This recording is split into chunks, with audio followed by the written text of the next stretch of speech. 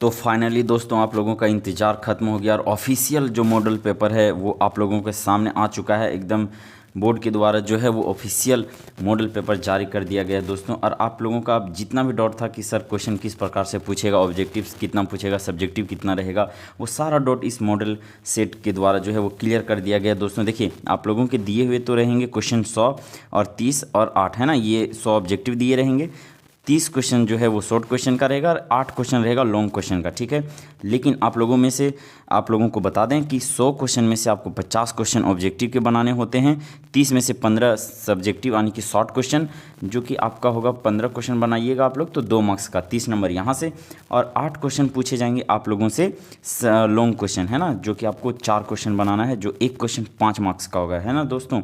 तो आज की इस वीडियो में हम लोग जो मॉडल सेट, जो ऑफिशियल जो मॉडल सेट है वो पॉलिटिकल साइंस का हम लोग करेंगे डियर फ्रेंड्स, है ना।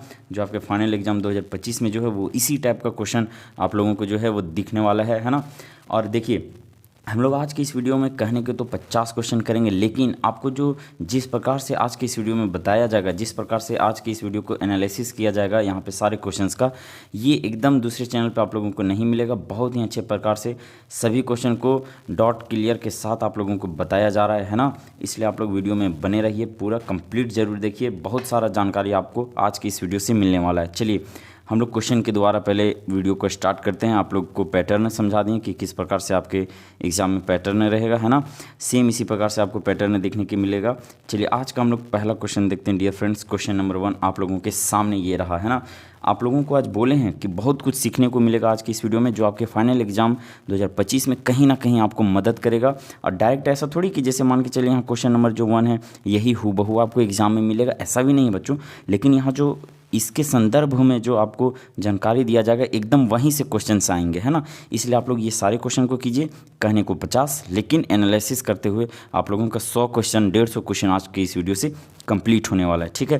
तो चलिए आज का हम लोग पहला क्वेश्चन देखते हैं डियर फ्रेंड्स। क्या है कि राष्ट्रपति के निर्वाचन की प्रक्रिया भारतीय संविधान की किस अनुच्छेद में वर्णित है। देखो बाबू, राष्ट्रपति के निर्वाचन प्रक्रिया के बारे में यहाँ से पूछा गया है और सिर्फ एक अनुच्छेद नहीं दिया गया आप लोगों से यहाँ पे। जैसे ऑप्शन ए में हमारा 52-53, ऑप्शन बी 53-54, ऑप्शन सी में है 54-55, ऑप्शन डी में हमारा 55 और 56। तो सबसे पहले आप लोगों को बता दें कि जो अनुच्छेद 52 है यहाँ पे बताया गया है पद के बारे में। किन के पद के बारे में? तो राष्ट्रपति के पद के बारे में। आप लोग सुनते जाएंगे ध्यान से एकदम। 53 अनुच्छेद में क्या बताया गया? तो जो राष्ट्रपति हैं ये कार्यपालिका के औपचारिक प्रधान हैं, ये बताया गया है। और जो 54 नंबर हमारा अनुच्छेद है डियर फ्रेंड्स, इसमें निर्वाचन के बारे में बताया गया है। तो एक देखिए इसमें तो 54 नहीं है और 53 में भी नहीं बताया गया, तो ऑप्शन नंबर ए को हम लोग बिल्कुल हटा देंगे। उसके बाद देखिए यहाँ 53 में तो क्या था, कार्यपालिका के औपचारिक प्रधान होते हैं राष्ट्रपति, ये बताया गया, यानी कि ये 53 वाला भी गलत हो जाएगा हमारा। अब यहाँ पे हमारा 2 ऑप्शन बचा सी और डी। तो देखिए 54 में आप लोगों को क्या बताएं कि निर्वाचन के बारे में बताया गया है और 55 में कोटा के बारे में बताया गया, ठीक है। यानी कि ये भी एक निर्वाचन पद्धति से जुड़ी हुई बात है। तो यानी कि इसका राइट आंसर हो जाएगा हमारा option number C, correct answer हो जाएगा, ठीक है।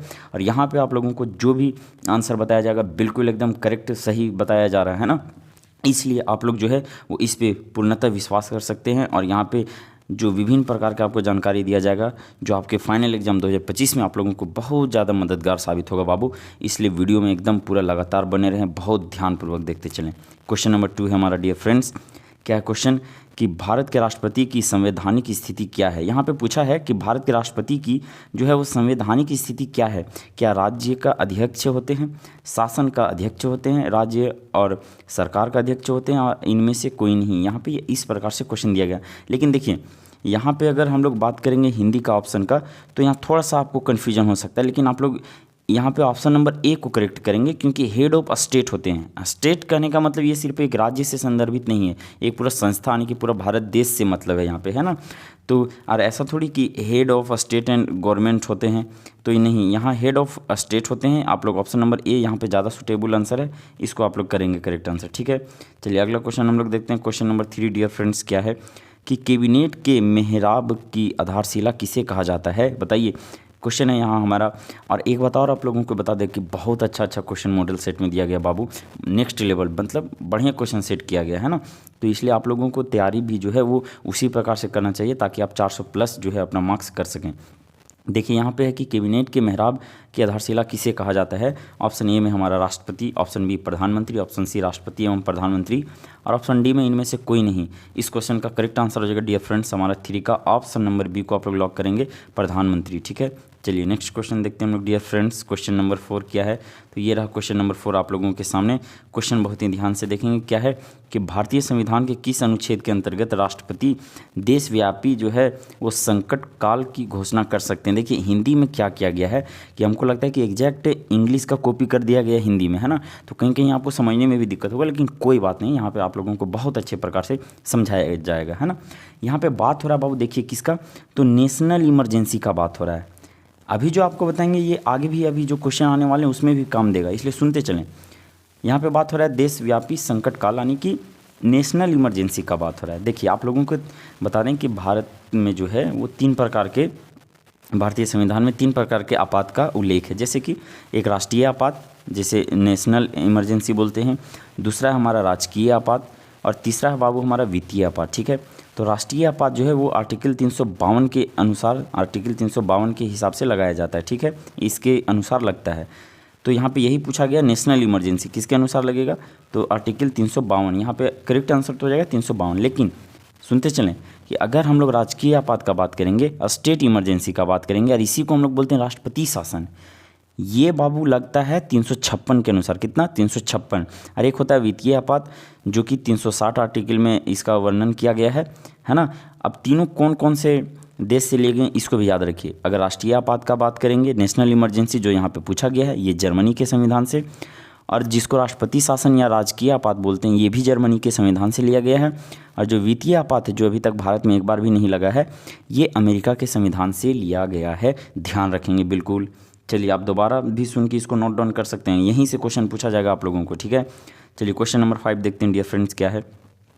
क्वेश्चन नंबर 5 है, आप लोग ध्यान देंगे, बहुत ही प्यारा क्वेश्चन है कि राष्ट्रपति राज्यसभा में कितने सदस्यों को मनोनीत किया जाता है राष्ट्रपति के द्वारा। ये यहाँ आप लोगों से क्वेश्चन पूछा गया है, इसका राइट आंसर हो जाएगा ऑप्शन नंबर सी को लॉक करेंगे, 12। ठीक है, नेक्स्ट क्वेश्चन देखते हैं डियर फ्रेंड्स। क्वेश्चन नंबर 6 क्या है कि राज्य के शासन में केंद्र का प्रतिनिधि किसे कहा गया है। राज्य के शासन में जो है वो केंद्र का प्रतिनिधि किसे कहा गया, बताइए। आप लोग सभी एक राज्य में रहते हैं, ठीक है, तो वहाँ पे एक होता है कि कार्यपालिका के प्रधान टाइप से, जैसे मुख्यमंत्री हो गए हैं, ठीक है, लेकिन उनको शपथ कौन दिलाता है या फिर जो राज्य में केंद्र के द्वारा कौन भेजे जाते हैं, तो आप लोग सभी जानते हैं एक राज्यपाल होते हैं ना। तो वही यहाँ पे क्वेश्चन है कि राज्य के शासन में केंद्र का प्रतिनिधि कौन करते हैं, तो राज्यपाल। ऑप्शन नंबर बी को आप लोग लॉक करेंगे। ठीक है, नेक्स्ट क्वेश्चन देखते हैं डियर फ्रेंड्स। क्वेश्चन नंबर 7 क्या है, ये रहा क्वेश्चन नंबर 7 आप लोगों के सामने कि कोई मंत्री जो संसद या विधायक नहीं है, कोई मंत्री जो संसद या विधायक नहीं है उसे किस समय में संसद या विधायक होना अनिवार्य है, ये पूछा गया आप लोगों को। तो इसको 6 महीना तक अपना जो है वो यहाँ पे बताना रहता है ना, यानी कि हमारा करेक्ट आंसर हो जाएगा बाबू ऑप्शन नंबर बी, 6 महीना, है ना। चलिए नेक्स्ट क्वेश्चन देखते हैं हम लोग। क्वेश्चन नंबर 8 ये रहा आप लोगों के सामने। क्वेश्चन नंबर 8 है डियर फ्रेंड्स हमारा कि किस अनुच्छेद के अंतर्गत राज्यों में राष्ट्रपति शासन लगाया जा सकता है, बताइए। अभी ये बताएं हम कि एक है बाबू 352, एगो 356, एगो 360। 352 क्या बोलता है, राष्ट्रीय आपात यानी नेशनल इमरजेंसी। 352 वो बोलता है, ठीक है। 356 क्या बोलता है, तो राजकीय आपात यानी कि राष्ट्रपति शासन। तो यही पूछा गया है यहाँ पे आप लोगों से कि राष्ट्रपति शासन जिसको राजकीय आपात भी बोला जाता है, ये बाबू 356 के अनुसार अभी आप लोगों को बताएं। यहाँ पे क्वेश्चन मिल गया, इसलिए एकदम ध्यान से सुनते चलेंगे और सभी दोस्तों के पास भी शेयर करेंगे, ठीक है। चलिए अगला क्वेश्चन हम लोग देखते हैं। क्वेश्चन नंबर 9 क्या है डियर फ्रेंड्स। क्वेश्चन नंबर 9 है हमारा कि कौन राज्य के मंत्रिपरिषद का अध्यक्ष होता है। राज्य के मंत्रिपरिषद के बारे में पूछा जा रहा है, तो कौन होते हैं अध्यक्ष, तो ऑप्शन नंबर बी को आप लोग लॉक करेंगे, मुख्यमंत्री। ठीक है, नेक्स्ट क्वेश्चन हम लोग देखते हैं। क्वेश्चन नंबर 10 क्या है डियर फ्रेंड्स, क्या है क्वेश्चन नंबर 10 कि भारत के राष्ट्रपति पर महाभियोग लगा सकता है। भारत के राष्ट्रपति पर महाभियोग कौन लगा सकता है, बताइए। तो 10 का हमारा करेक्ट आंसर हो जाएगा महाभियोग कौन लगा सकता है, तो ऑप्शन नंबर बी को लॉक करेंगे। संसद द्वारा जो है वो राष्ट्रपति पर महाभियोग लगाया जा सकता है, जो कि आप लोगों से अनुच्छेद भी पूछा जा सकता है, ध्यान रखेंगे। अनुच्छेद 61 के तहत जो है वो राष्ट्रपति पर महाभियोग संसद के द्वारा लगाया जा सकता है। चलिए हम लोग अगला क्वेश्चन देखते हैं डियर फ्रेंड्स। क्वेश्चन नंबर 11 ये रहा आप लोगों के सामने। क्या क्वेश्चन, ध्यान देंगे एक बार कि कौन सा सदन प्रधानमंत्री के खिलाफ अविश्वास प्रस्ताव जो है वो ला सकता है। तो एक बार में इसका आंसर करेंगे कि लोकसभा इसका राइट आंसर हो जाएगा। ठीक है, नेक्स्ट क्वेश्चन देखते हैं हम लोग डियर फ्रेंड्स। क्वेश्चन नंबर 12 क्या है, ये रहा क्वेश्चन नंबर 12 आप लोगों के सामने कि उपराष्ट्रपति कितने दिनों के लिए चुने जाते हैं। यानी कि यहाँ पे सीधा सीधी ये पूछा गया कि उपराष्ट्रपति का जो है वो कार्यकाल कितने वर्षों का होता है। तो आप लोग राइट आंसर करेंगे, ऑप्शन नंबर सी को करेक्ट आंसर करेंगे। ठीक है, चलिए नेक्स्ट क्वेश्चन देखते हैं डियर फ्रेंड्स। क्वेश्चन नंबर 13 क्या है, ये रहा क्वेश्चन नंबर 13 कि प्रधानमंत्री की नियुक्ति संविधान के अनुसार कौन करता है। बताइए, प्रधानमंत्री की नियुक्ति संविधान के अनुसार कौन करता है। तो देखिए यहाँ पे ऑप्शन भी गलत दिए गए हैं। उपराष्ट्रपति थोड़ी ही करता है, उपाध्यक्ष नहीं, भारत के मुख्य न्यायाधीश नहीं, मुख्य चुनाव आयुक्त नहीं। तो प्रधानमंत्री की नियुक्ति अगर संविधान के अनुसार बात किया जाए तो राष्ट्रपति के द्वारा किया जाता है ना, यानी ऑप्शन यहाँ पे नहीं है, आप लोग ध्यान देंगे। नेक्स्ट क्वेश्चन हम लोग देखते हैं। क्वेश्चन नंबर 14 क्या है डियर फ्रेंड्स। क्या है क्वेश्चन कि राज्य में मंत्रिपरिषद सामूहिक रूप से किसके प्रति उत्तरदायी होती है। यहाँ पे राज्य में आप लोगों से पूछा जा रहा है कि मंत्रिपरिषद जो है वो सामूहिक रूप से किसके प्रति उत्तरदायी होते बाबू, ये क्वेश्चन है आप लोगों को। तो यहाँ राइट आंसर हो जाएगा हमारा विधानसभा के प्रति, है ना। लेकिन यही अगर पूछा जाता केंद्र में जो है वो मंत्रिपरिषद सामूहिक रूप से किसके प्रति उत्तरदायी होते हैं, तो आप वहाँ क्या करते, तो लोकसभा करते हैं। यहाँ क्या होगा हमारा विधानसभा होगा, है ना। यहाँ पे सभी चुने हुए मेंबर बैठे जाते हैं ना। चलिए नेक्स्ट क्वेश्चन देखते हैं हम लोग। क्वेश्चन नंबर 15 ये रहा आप लोगों के सामने कि राज्यों में विश्वविद्यालयों के कुलाधिपति कौन होते हैं। राज्यों में यानी कि चांसलर कौन होते हैं। जैसे वाइस चांसलर होते हैं सभी यूनिवर्सिटी में, तो उसी प्रकार से जो चांसलर होते हैं वो कौन होते हैं, तो राज्य के राज्यपाल होते हैं। ऑप्शन नंबर बी को आप लोग करेक्ट करेंगे, है ना। चलिए नेक्स्ट क्वेश्चन देखते हैं हम लोग। क्वेश्चन नंबर 16 ये रहा डियर फ्रेंड्स। क्या है क्वेश्चन कि किस अनुच्छेद के अंतर्गत जो है, किस अनुच्छेद के अंतर्गत राज्यपाल अध्यादेश जारी कर सकते हैं। क्वेश्चन नंबर 16 एकदम ध्यान देंगे आप लोग। यहाँ भी आप लोगों को एक जानकारी बता दें कि अगर बात करेगा राष्ट्रपति का अध्यादेश तो ये हो जाएगा हमारा 1 2 3, कितना हो जाएगा 1 2 3।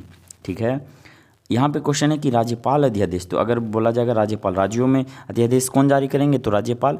और अगर देश लेवल पे पूछेगा तो राष्ट्रपति अध्यादेश जारी करेंगे, वो कौन से अनुच्छेद के तहत, तो 127 के तहत। लेकिन अगर राज्यपाल का बोलेगा तो 213 के तहत। ध्यान रखेंगे आप लोग, सिर्फ ये 2 को उठा के पहले कर देना है, बाकी 1 3 रहने देना है। ठीक है, तो यहाँ पे हमारा करेक्ट आंसर कौन सा हो जाएगा, option number B. Option number B को आप लोग लॉक करेंगे। ठीक है, अगर राज्यपाल पूछा है तो 213, और अभी यही बाबू राष्ट्रपति पूछा जाता तो 127 आप लोग करेक्ट आंसर करते। ठीक है, चलिए नेक्स्ट क्वेश्चन देखते हैं। तो इसी प्रकार का जानकारी आपको दिया जाएगा जो कि एकदम जरूर आप लोगों के एग्जाम में भिड़ने का चांस रहेगा बाबू।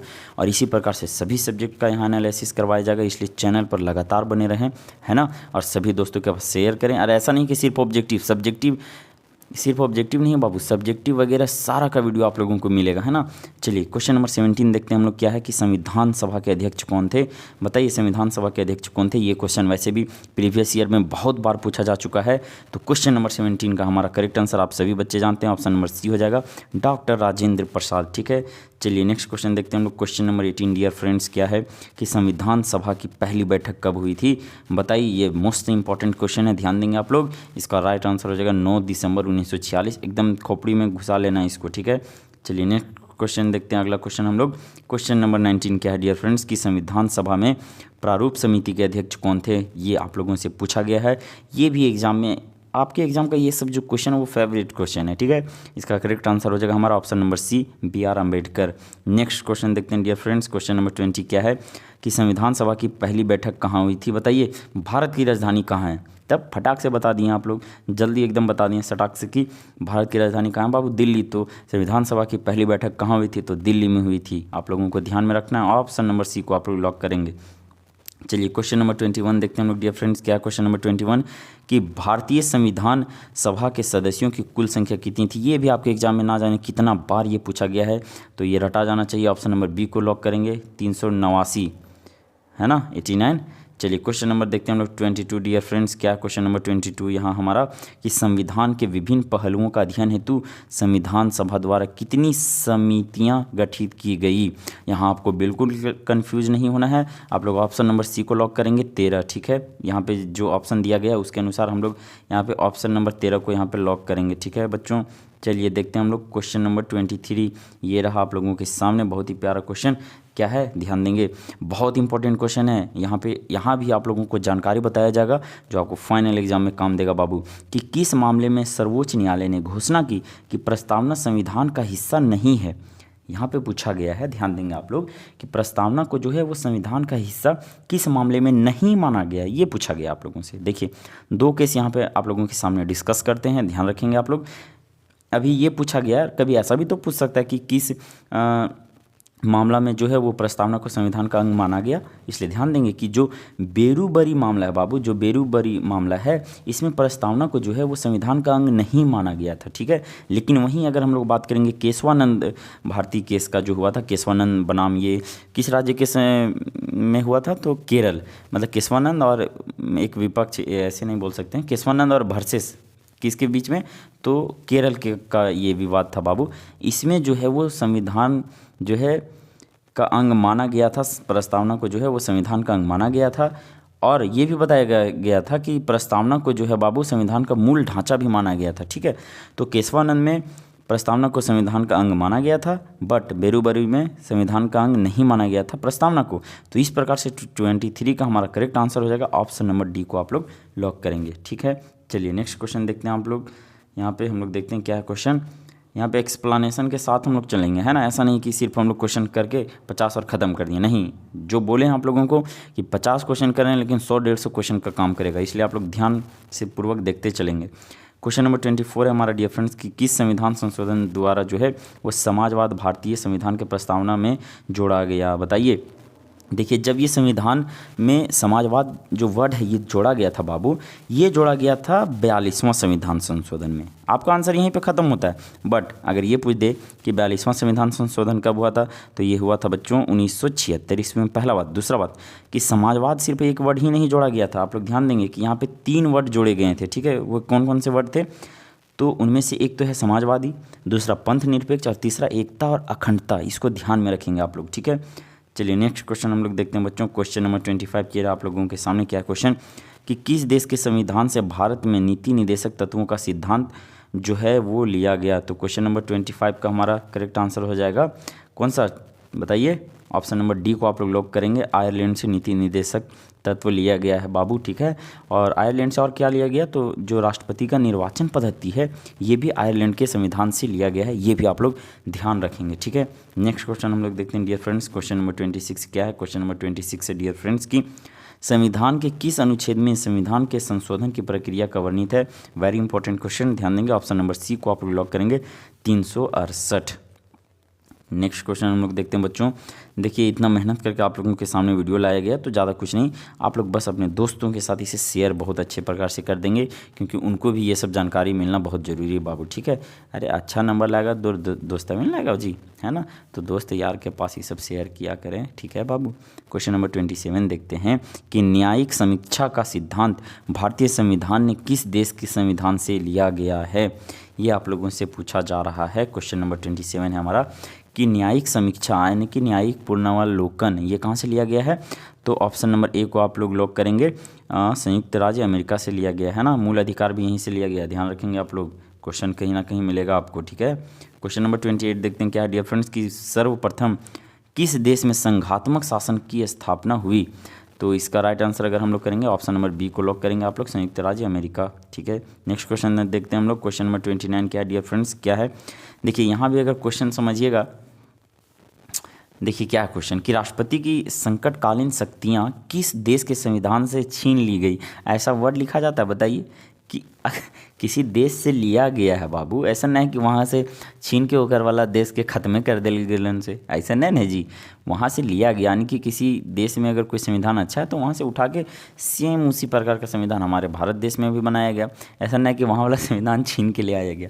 तो ये सब कमाल है बाबू इसका ट्रांसलेशन का, ठीक है, कि इंग्लिश से डायरेक्ट हिंदी में कर दिया गया है, बाकी मतलब कुछ भी निकले। जैसे यहाँ क्वेश्चन है कि from which countries constitution have the emergency powers of the president been borrowed, यानी कि लिया गया है, ठीक है। देखिए आप लोगों का इसका राइट आंसर हो जाएगा कि संकटकालीन शक्तियाँ किस देश से ली गई, तो ऑप्शन नंबर डी को आप लोग करेंगे, जर्मनी से लिया गया, ठीक है।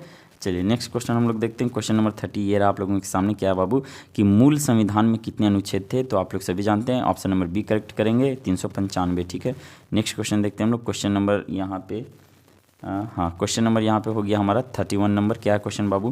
क्वेश्चन है कि विदेश संबंध का विषय किस सूची में रखा गया? देखिए, विदेश ये मामला हो गया या फिर सैनिक से रिलेटेड मामले हो गए, ये तो है हमारा संघ सूची में बाबू, है ना। इस पे जो कानून बनाने का अधिकार होता है ये संघ यानी कि केंद्र को होता है। ठीक है, चलिए नेक्स्ट क्वेश्चन हम लोग देखते हैं। इसका आंसर हो जाएगा हमारा ऑप्शन नंबर ए करेक्ट। ठीक है, नेक्स्ट क्वेश्चन देखते हैं हम लोग। क्वेश्चन नंबर 32 क्या है डियर फ्रेंड्स? क्या है क्वेश्चन कि किस ख्याति प्राप्त लेखक ने भारत को अर्ध संघ कहा?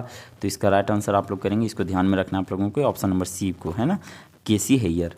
चलिए नेक्स्ट क्वेश्चन हम लोग देखते हैं। क्वेश्चन नंबर 33 क्या है कि गोस्वामी समिति का गठन कब किया गया? इसका राइट आंसर हो जाएगा हमारा ऑप्शन नंबर बी। इसमें कुछ बताना है नहीं, समिति का गठन पूछा है तो आप लोग ध्यान रखिएगा, 1990 में। ठीक है, चलिए क्वेश्चन नंबर 34 हम लोग इसी के साथ देखते हैं। क्या क्वेश्चन कि संविधान के किस भाग में केंद्र और राज्यों के बीच जो है वो वित्तीय संबंधों का वर्णन किया गया है? तो 34 का करेक्ट आंसर करेंगे आप लोग कि ये जो है बाबू कौन से भाग में पूछा ना, तो 12वें भाग में हो जाएगा, है ना, भाग 12 में किया गया है, यानी कि ऑप्शन नंबर डी को आप लोग लॉक करेंगे। बहुत अच्छा क्वेश्चन दिया गया आप लोगों को।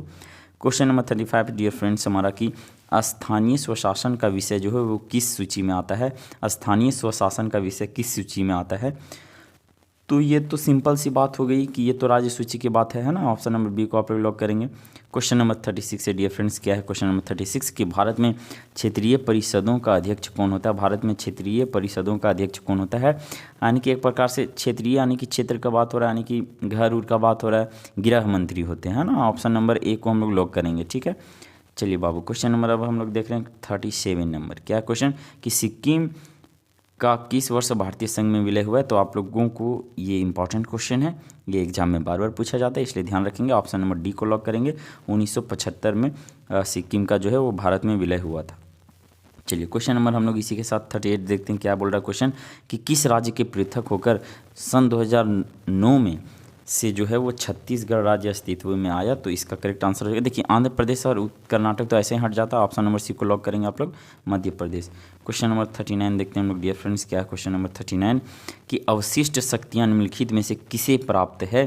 तो अवशिष्ट शक्तियाँ ये बाबू आपके केंद्र सरकार के पास चले जाते हैं। वैसे मामले इसमें रहते हैं जो कि मतलब कुछ नया मामला आ गया या जो कि अभी डिसाइड नहीं हुआ है, तो वैसे मामले केंद्र सरकार के पास होते हैं। ठीक है, नेक्स्ट क्वेश्चन देखते हैं हम लोग। क्वेश्चन नंबर 40 क्या है डियर फ्रेंड्स? क्वेश्चन नंबर 40 आप लोग एक बार बहुत अच्छे प्रकार से देखेंगे। क्या है क्वेश्चन? चलिए क्वेश्चन है हमारा कि भारत में सुहट केंद्र के साथ साथ संघीय ढांचे का विचार कहाँ से लिया गया? इसका इंग्लिश में हम लोग देखते हैं कि from where the idea of federal structure along with a strong centre, मतलब जो है वो सेंटर को स्ट्रॉन्ग मजबूत बनाने के लिए जो है वो कहाँ से लिया गया है बाबू? फेडरल स्ट्रक्चर यानी कि संघीय ढांचा कहाँ से लिया गया है? तो आप लोगों को बता दें कि इसका राइट आंसर हो जाएगा हमारा संघीय शासन, ऑप्शन नंबर सी से, यानी कि कनाडा से लिया गया है। ठीक है, चलिए क्वेश्चन नंबर 41 देखते हैं डियर फ्रेंड्स। क्या है क्वेश्चन नंबर 41? तो ये रहा क्वेश्चन नंबर 41 आप लोगों के सामने कि केंद्र राज्य संबंध विवाद निपटाने के लिए सरकारिया कमीशन की स्थापना कब की गई? इसका करेक्ट आंसर हो जाएगा हमारा ऑप्शन नंबर सी में, यहाँ पे थोड़ा नीचे आ गया बाबू, 1983 आप लोगों को ध्यान में रखना है। ठीक है, चलिए क्वेश्चन नंबर देखते हैं हम लोग 42 क्या है डियर फ्रेंड्स? क्वेश्चन नंबर 42 है हमारा कि मौलिक अधिकारों को लागू करने के लिए निम्नलिखित में से कौन रीट जारी कर सकता है? मौलिक अधिकारों को लागू करने की बात कही गई है, तो हम लोग एक बार ऑप्शन देखते हैं। ऑप्शन ए में है संसद, ऑप्शन बी में उच्च न्यायालय, ऑप्शन सी राष्ट्रपति, ऑप्शन डी में चुनाव आयोग। इसका करेक्ट आंसर हो जाएगा रीट जारी करने का बात करेगा तो ऑप्शन नंबर बी को आप लोग लॉक करेंगे, उच्च न्यायालय। ठीक है, चलिए अभी हम आगे बताएंगे कि कौन से अनुच्छेद के तहत ये रीट जारी होता है। ठीक है, आगे क्वेश्चन शायद मिलेगा ऐसा वाला क्वेश्चन। ठीक है, क्वेश्चन नंबर 43 देखते हैं बाबू। क्या कि भारतीय संविधान का कौन सा अनुच्छेद सार्वजनिक रोजगार में अवसर की समानता प्रदान करता है? यानी कि 43 को आप लोग लॉक करेंगे। सार्वजनिक में यहाँ समानता का बात किया गया है ना, तो 43 का हमारा हो जाएगा ऑप्शन नंबर सी, यानी कि नौकरी वगैरह में जो समानता का बात होता है, ऑप्शन नंबर सी यानी कि अनुच्छेद 16 के तहत। ठीक है बाबू, चलिए क्वेश्चन नंबर 44 देखते हैं डियर फ्रेंड्स। क्या है क्वेश्चन नंबर 44 है हमारा, बहुत अच्छा क्वेश्चन कि भारतीय संविधान में कितने मौलिक कर्तव्य का उल्लेख है? अभी वर्तमान में कितने मौलिक कर्तव्य है? तो देखिए आप लोगों को बता दें स्टार्टिंग से कि जब संविधान का निर्माण हुआ था उस टाइम 0 यानी कि एक भी मौलिक कर्तव्य का उल्लेख नहीं था, और वर्ष 1976 में 10 मौलिक कर्तव्य जोड़ा गया, और उसके बाद जो है बाबू एक और जोड़ा गया है कितना में, 2002 में, ठीक है। तो अभी कुल मिला के कितने हो गए, 11, यानी कि ऑप्शन नंबर बी को आप लोग लॉक करेंगे, ठीक है। 11 अभी मौलिक कर्तव्य का उल्लेख है। क्वेश्चन नंबर 45 देखते हैं डियर फ्रेंड्स, क्या क्वेश्चन नंबर 45 हमारा, कि भारत के संविधान के किस अनुच्छेद के अंतर्गत उच्चतम न्यायालय रीट कर सकती है। उच्चतम न्यायालय जो है यानी कि सुप्रीम कोर्ट द्वारा जो है वो किस अनुच्छेद के तहत रीट जारी किया जा सकता है। तो आप लोगों को बता दें कि देखिए हाई कोर्ट भी रीट जारी कर सकती है और सुप्रीम कोर्ट भी, लेकिन अगर हाई कोर्ट का पूछेगा तो आपको याद रखना है अनुच्छेद 226, कितना, अनुच्छेद 226। और अगर सुप्रीम कोर्ट का बात करेंगे रीट जारी करने का तो ये हो जाएगा हमारा आर्टिकल 32 यानी कि आर्टिकल 32, अनुच्छेद 32, ऑप्शन नंबर बी को लॉक करेंगे। बिल्कुल एकदम आपके दिमाग में छप जाना चाहिए ये सब क्वेश्चन, ठीक है। अगला क्वेश्चन हम लोग देखते हैं बाबू, क्या क्वेश्चन 46 नंबर, ये बहुत बढ़िया क्वेश्चन है। क्या क्वेश्चन, कि भारतीय संविधान के किस भाग का उद्देश्य लोक कल्याणकारी राज्य की स्थापना करना है। तो बताइए, ये हो जाएगा हमारा, देखिए समाज में अच्छे के लिए, भलाई के लिए ये सब काम किया जाता है बाबू, राज्य के नीति निर्देशक तत्व के तहत, यानी कि 46 का option number D correct answer हो जाएगा। इसमें आप न्यायालय नहीं जा सकते हैं ना, जिससे देखिए अगर आपका मौलिक अधिकार हनन होता है, मूल अधिकारों का हनन किया जाता है, तो आप डायरेक्ट जा सकते हैं उच्चतम न्यायालय, उच्च न्यायालय, लेकिन यहाँ पे ऐसा नहीं है, आप इसके खिलाफ आप न्यायालय में नहीं जा सकते हैं, है ना। अगला क्वेश्चन हम लोग देखते हैं बाबू, क्वेश्चन नंबर 47 ये रहा। क्या है क्वेश्चन नंबर 47, कि 19वें अनुच्छेद में नागरिकों को कितनी स्वतंत्रताएं वर्णित है। यानी कि 19वें जो अनुच्छेद है भारतीय संविधान का अनुच्छेद 19, इसके तहत कितने स्वतंत्रताएं प्रदान की गई है, या उसमें कितने प्रकार की स्वतंत्रताएं वर्णित है बाबू। तो आप लोगों को बता दें कि इसमें जो है वो 6 प्रकार का वर्णित है। पहले था 7, अच्छा कौन कौन सा है बता दें आप लोगों को, जैसे अभिव्यक्ति करने का आप बोले, उसके बाद आपको सभा करने का, शांतिपूर्ण सभा भी आप कर सकते हैं, 2 हो गया। तीसरा है बाबू कि संगठन आप बना सकते हैं, है ना, ये 3 हो गया। उसके बाद आपको कहीं भी पूरा भारत में घूमने का आज़ादी, 4, और कहीं भी बसने का आज़ादी, ये 5। और पहले था संपत्ति का अधिकार, इसको हटा दिया गया है। और एक है हमारा छठा पर आप लोग बोल सकते हैं व्यवसाय, आप कहीं भी जाके बस सकते हैं और उसके बाद व्यवसाय वगैरह कर सकते हैं, तो इसकी आज़ादी, यानी कि इस प्रकार से हमारा option number B correct answer हो जाएगा, ठीक है। चलिए नेक्स्ट क्वेश्चन देखते हैं हम लोग, क्वेश्चन नंबर 48 डियर फ्रेंड्स। क्या है क्वेश्चन नंबर 48, कि भारतीय संविधान का कौन सा अनुच्छेद जो है वो उपाधियों के उन्मूलन से संबंधित है, यानी कि उपाधियों का अंत किस अनुच्छेद में वर्णित है। ऑप्शन नंबर बी को लॉक करेंगे, 18 अनुच्छेद, अनुच्छेद नंबर 18 में, ठीक है। चलिए क्वेश्चन नंबर 49 आ रहा है बाबू, कहाँ छुटल जा रहा है। क्वेश्चन नंबर 49 है हमारा, कि भारतीय संविधान के किस भाग को जो है मौलिक अधिकारों का वर्णन है, यानी कि किस भाग में जो है वो मौलिक अधिकारों का वर्णन है, बताइए। तो ये तो हो जाएगा हमारा कौन सा, भाग तीसरा में हो जाएगा, है ना, भाग तीसरा में हो जाएगा। दूसरा में क्या वर्णित है बाबू, बता सकते हैं आप लोग, एकदम दिमाग में आना चाहिए, नागरिकता से संबंधित बात है भाग दूसरा में। तीसरा में हमारा मौलिक अधिकार से रिलेटेड, ठीक है। चलिए आज की इस वीडियो का लास्ट क्वेश्चन देखते हैं हम लोग डियर फ्रेंड्स, और जो क्वेश्चन नंबर 51 से है वो हम लोग नेक्स्ट वीडियो में करेंगे, ठीक है। तो आज की इस वीडियो का लास्ट क्वेश्चन हम लोग देखते हैं, क्या क्वेश्चन, कि भारतीय संविधान का कौन सा अनुच्छेद जो है वो समाजवाद के सिद्धांत को दर्शाता है। तो देखिए पहला बात कि यहाँ समाजवाद के सिद्धांत को दर्शाने का बात कहा गया है, तो यहाँ पे हमारा अनुच्छेद 31 तो अब है नहीं, ठीक है, इसमें संपत्ति का अधिकार था, ये तो हटा दीजिए आप, ये तो ख़त्म हो चुका है। अनुच्छेद 50 में क्या बाबू कि इसमें 50-50 का बात किया गया है, ठीक है, कि न्यायपालिका और कार्यपालिका अलग अलग हैं, तो इसमें ये बात किया गया, तो इसमें तो कहीं समाजवाद वाला बात नहीं है। अब हमारा बच गया अनुच्छेद 48 और अनुच्छेद 39, ठीक है। तो देखिए 39 में बात करता है बाबू कि समान कार्य का समान वेतन मिलेगा, चाहे वो महिला हो चाहे या पुरुष हो। और इसी में 39 में ही एक बात और कहा गया कि निःशुल्क विधि सहायता, है ना, कानूनी सहायता इसमें प्रदान की बात की गई है, ठीक है। और अगर हम लोग 48 का बात करेंगे तो 48 में है कि कृषि, पशुपालन और दुधारू पशु इस सब पर, हत्या पर रोक है ना, तो ये सब बात किया गया इसमें। अब आप लोग कौन सा आंसर कीजिएगा, तो सबसे पहले आपको समझना होगा कि समाजवाद का मतलब क्या होता है। तो देखिए समाजवाद का मतलब होता है बाबू कि आर्थिक समानता प्रदान करना, ठीक है, सामाजिक न्याय और समान अवसरों को इसमें बढ़ावा मिलता है समाजवाद में। तो हम क्या बोले थे कि समान कार्य का समान वेतन किस में, अनुच्छेद 39 में, 39 में, यानी कि इस प्रकार से हमारा इस क्वेश्चन का राइट आंसर हो जाएगा ऑप्शन नंबर बी करेक्ट करेंगे आप लोग 39 को, है ना। तो इसी प्रकार से आपको सभी सब्जेक्ट का एनालिसिस वीडियो मिलेगा, मॉडल पेपर जो आपका ऑफिशियल मॉडल पेपर है ना, इसी प्रकार से एकदम आप लोगों को डिटेल में बताया जाएगा, ताकि आप लोगों को वहाँ एग्जाम में बहुत ज़्यादा हेल्प मिल सके। क्वेश्चन इधर उधर का भी रहे तो आप लोग उसको सॉल्व आराम से कर सकते हैं, सही आंसर वहाँ पर टिक करेंगे, आप लोगों का एग्ज़ाम में जो है वो मार्क्स बहुत अच्छा आने का संभावना है ना बाबू। इसलिए आप लोग चैनल से लगातार जुड़े रहें, और अभी कुछ देर बाद जो है वो आप लोगों को तुरंत हिस्ट्री का वीडियो मिलेगा। ठीक है, तो आप लोग एकदम चैनल के साथ जुड़े रहें, सभी दोस्तों के साथ शेयर कर दें। चलिए है ना, फिर हम लोग मिलते हैं नेक्स्ट वीडियो में, तब तक के लिए नमस्कार, जय हिंद।